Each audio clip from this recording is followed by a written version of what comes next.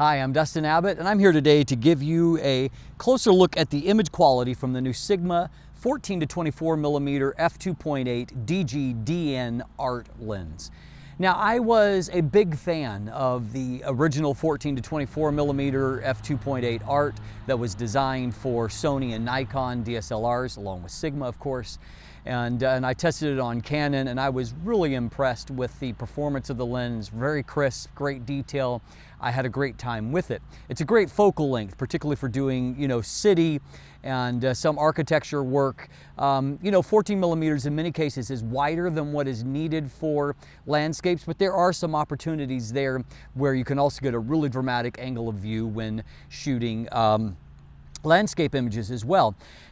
Now, in our first look episode, we took a look at the build and the design here and how this lens has differentiated from the DSLR version. This is a completely new design, even a new optical design here for Sony, and then also for Leica L. Also, we did some comparisons with the Tamron 17-28mm f2.8 when it came to the build and the size and those various attributes. We'll do some comparison as well today to the Tamron when it comes to the overall optical performance. And so we're going to jump in and we're going to take a look at how the lens performs in a variety of metrics, everything from sharpness to the Coma to flare resistance, things like that. So let's jump in and let's take a look together. So let's start out by taking a look at our distortion and our vignette here. So I've actually run most of these tests. There's a mingling of the Sony a7R III, but these kind of formal tests are shot on the a7R Mark IV. So we've got lots of resolution to parse out here. But what we can see is that at close focus distances, which of course really exaggerate distortion, you can see that we have got a pretty pronounced amount of barrel distortion at 14 millimeters. And at this kind of close focus distance, there is no automatic correction profile yet, but there is a, just doing manual corrections here, you can see that there is still a little bit of a mustache pattern here that doesn't, linearly correct all that well. Vignette is not particularly high, really. It does extend a fair part into the frame. And so here I'll give you a look at my distortion correction settings. So you can see I've dialed in a +14 to correct distortion, a +46 for vignette, and then moving the midpoint though very far over to 5. Now, just to give you a look at how that compares to the Tamron at the same focus distance, you can see that the Tamron also has pronounced barrel distortion at 17 millimeters here, and then likewise we'll look at corrected. Now, the Tamron had a little bit less distortion in terms of the total amount, but you can see that I would say even worse than the Sigma. You definitely have some pretty pronounced wave and some of these lines that is left behind because the distortion is not linear in the way that it behaves. Just to give you one more peek at that, this is more at like 8-foot distance, under a couple of meters.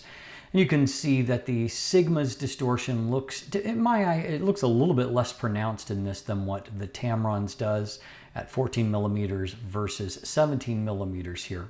If you zoom in a bit on both these lenses, I would say looking at this, the Sigma has a little bit cleaner looking lines than what the Tamron, and of course in all of this is without any kind of correction taking place. Now, if we're shooting more at a architectural type length, what we just saw would definitely show up for shooting interiors. If you're shooting like city, lines here look pretty decent to me, and I haven't done any correction here. This is with the Sigma. Also here with the Sigma, I don't see anything I'm really disturbed by. I think that, for real world shooting, in most applications you're going to be okay. If you're shooting at closer distances in interiors, you'll definitely see some distortion that needs some correction. So taking a look at our resolution here, this is with uncorrected files here. So we can see, looking on the left side, that resolution is very good, contrast is good.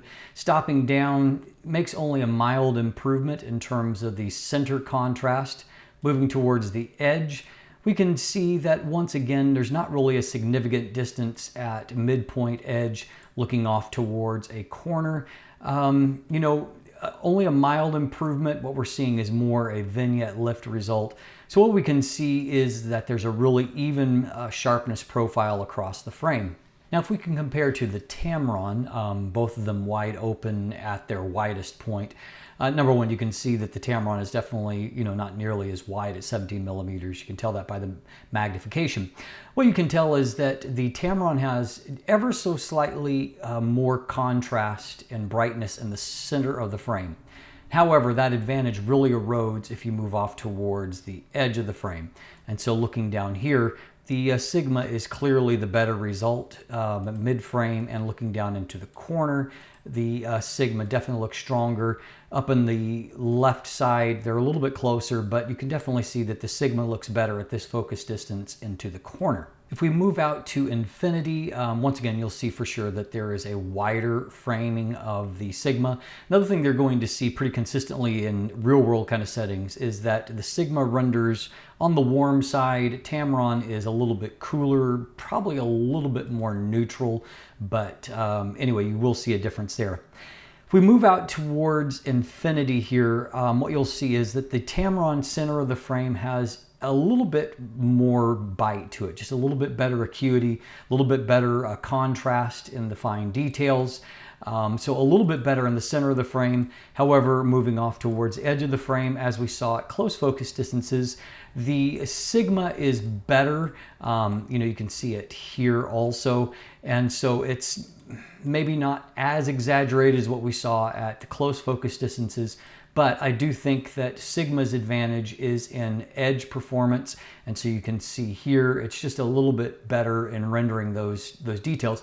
Both of them actually are doing really, really fantastic. This is high level performance on both of them. But when you get towards the edge of the frame, I like Sigma better than I do Tamron, and the opposite's true in the center. Now, if we stop down to landscape aperture, f5.6 here, what we'll see is that, the Tamron retains just a little bit better acuity in the center of the frame. What you'll see also is that neither one of them look a whole lot different at f5.6 than they did at f2.8 in the center of the frame. Moving off to the edge of the frame, now vignette is less of an issue, but what we're going to see is that the same truths remain. The Sigma still looks better on the edge of the frame than what the Tamron does.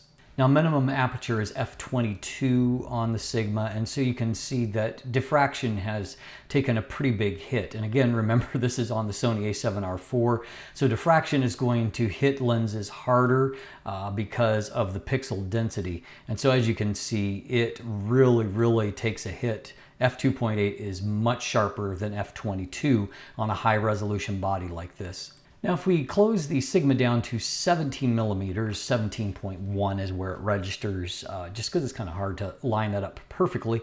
But what we see here is that at 17 millimeters, the Sigma has a pretty big advantage when it comes to distortion over the Tamron. Maybe a little less vignette, but not really a whole lot to look at. In the center of the frame, kind of the same pattern. Tamron looks really, really great in the center of the frame. It also delivers a slightly brighter image, center of the frame. Moving off to mid-frame, the Sigma is definitely stronger mid-frame, and into the corner, Sigma definitely also wins there. And so kind of same pattern here. So if we stop the Sigma down to f5.6 landscape aperture, you can see contrast looks fantastic. And remember, this is on a 61 megapixel body, so I mean, that's tons of resolution and contrast. Really, really fantastic. Here on the edge of the frame, it looks fantastic. Does it look any better than it did wide open? Not a whole lot. Absolute corners are mildly better, but not really enough that you would notice if they weren't side by side. So not a huge difference when you stop the lens down. Maybe a little bit in the corners, but that's about it. So if we move on to 20 millimeters-ish, in this case, you can see that distortion is not really a huge factor. In comparing f2.8 to f5.6, vignette is not a huge factor, nor does it really improve a whole lot when you stop the lens down.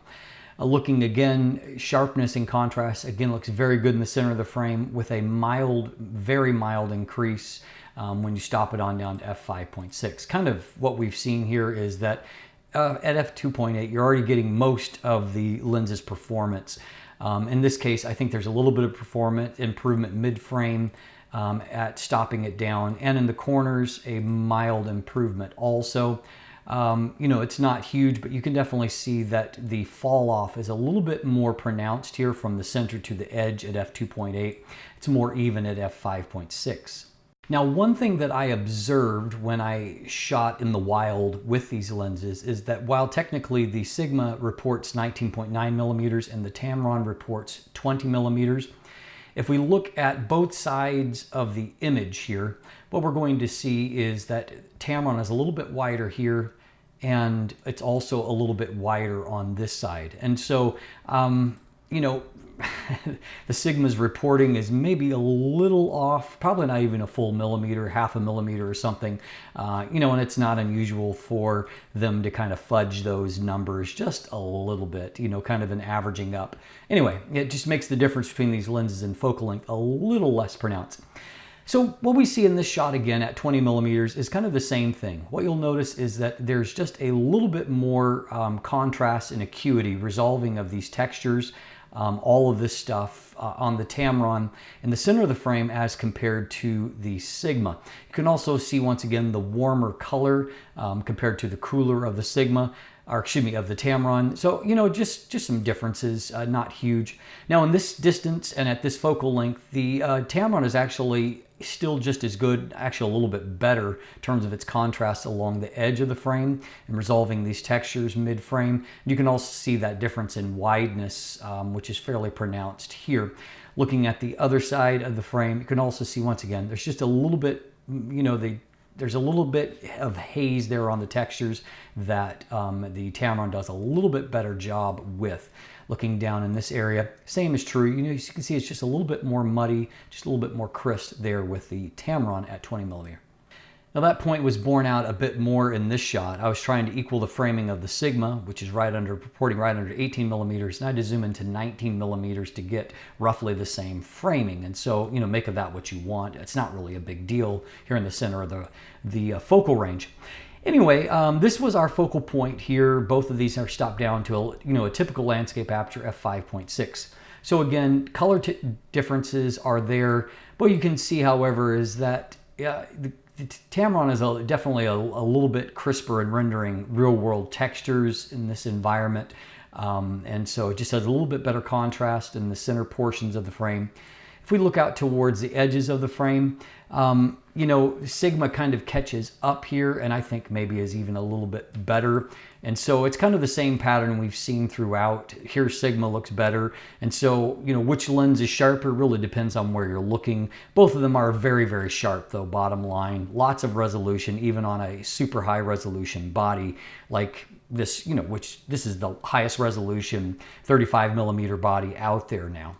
Now I've noted that the color renders a little bit warm on the Sigma, and you see that more when you're kind of comparing side by side. Colors in a lot of real world images really look quite nice, beautiful, and so, you know, here's an example. I thought color rendition was gorgeous here. Here's another. You can see lots of contrast. Detail looks good. This is actually on the A7R3 instead of the A7R4. But you can see everything looks nice in this series of images.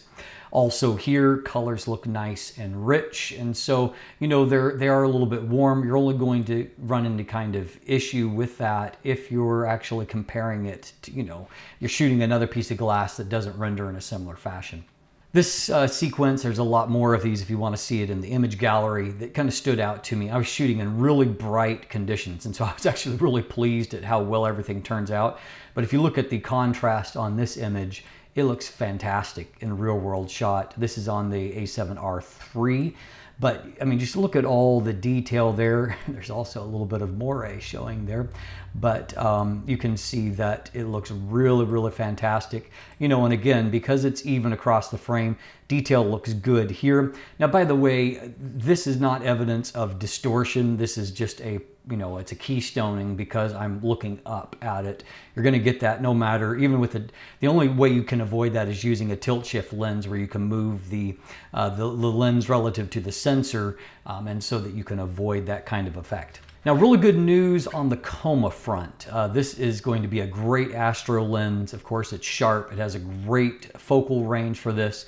But look off even on the edges of the frame at how little Coma is there. This is one area where I would say the Sigma definitely best the Tamron. The Tamron is pretty good, but it definitely exhibits more coma than what this lens does. That's a great looking result. Here, once again, there's a little bit of tilt to that image. I was shooting in a hurry in the dark, but you can see we're really looking at coma here more than aesthetics, and it's doing a great job. Really crisp star points. And here's one again. This is at more like 20 millimeters, and so I just wanted to test more than just 14 millimeters, but same great result there.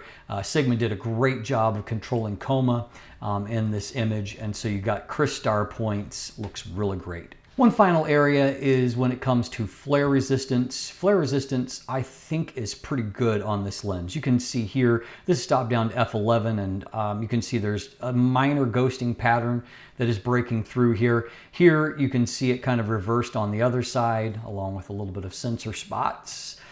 In this image right out of frame, you can see a little bit of it, but I mean, it's not enough to be, I think, really negatively impact images, and so I feel good about the performance when it comes to that. So as you can see, I mean, overall, there's a lot of good to look at here. I think the Tamron does have a little bit more pop in the center of the frame, and I think, you know, somewhere there along the middle that maybe the lens isn't quite as wide as what the focal length suggests, but at the same time, this is an incredibly useful focal length, and it delivers a very even optical performance across the frame.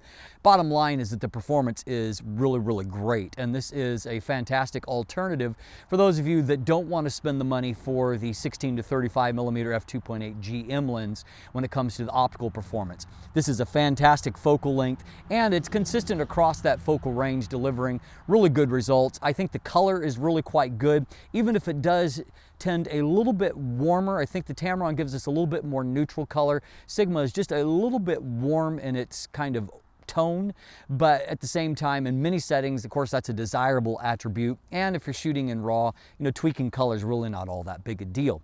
And so I hope that this helps you in understanding that. Now stay tuned for our final episode. We'll take a look at the performance for video. We'll look at video footage. We'll look at autofocus performance, and I'll also wrap everything up, show you a few more photos as a part of that, and give you a final verdict. So stay tuned for that. In the meantime, look in the description down below. You can find linkage to the image gallery that I've been adding to on an ongoing basis. We've got lots of different photos in there, so it's worth taking a look at that.